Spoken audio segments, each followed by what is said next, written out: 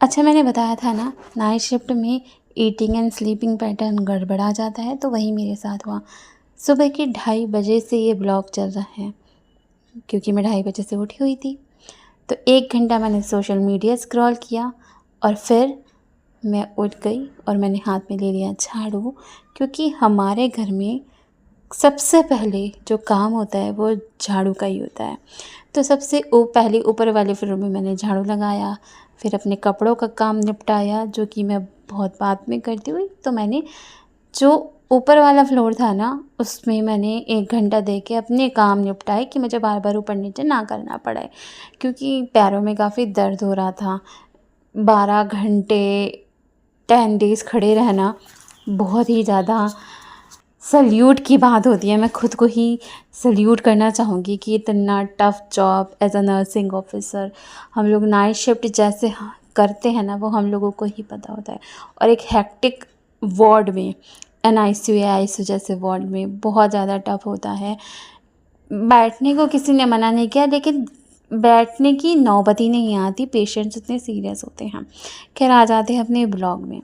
तो ऊपर के काम निपटा के मैं नीचे आई। नीचे भी मैंने झाड़ू वगैरह किया, और हमारे घर में झाड़ू लगाने में पूरे 2 आवर्स लगते हैं। फिर मौसम अच्छा हो रहा था, तो ब्लैक टी के साथ उस मौसम को एंजॉय किया। मम्मी ना सुबह ही उठ गई थी, क्योंकि मैं खटर पटर कर रही थी, तो मम्मी भी 6 बजे उठ गई थी, और उन्होंने उठने के बाद ही लंच चढ़ा दिया, क्योंकि मुझे इवनिंग शिफ्ट में जाना था। और मम्मी को पूजा करने में काफ़ी टाइम लग रहा है आजकल, क्योंकि पुरुषोत्तम मास चल रहा है।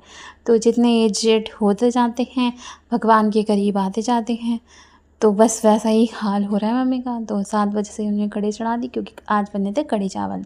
और मैं क्योंकि जल्दी उठ गई थी, तो सुबह से ही मैंने ये थोड़ी बहुत डस्टिंग करनी स्टार्ट कर दी, और 7 साढ़े 7 बजे तक तो मेरा नहाना भी हो गया था।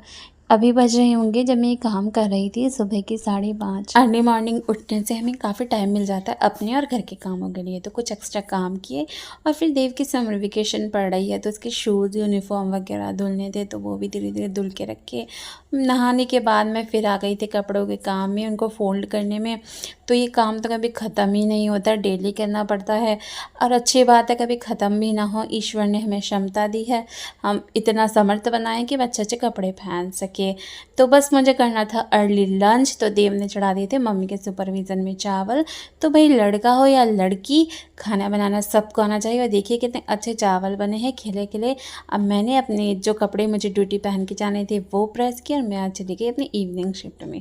पसंद आए ब्लॉग तो लाइक शेयर एंड सब्सक्राइब।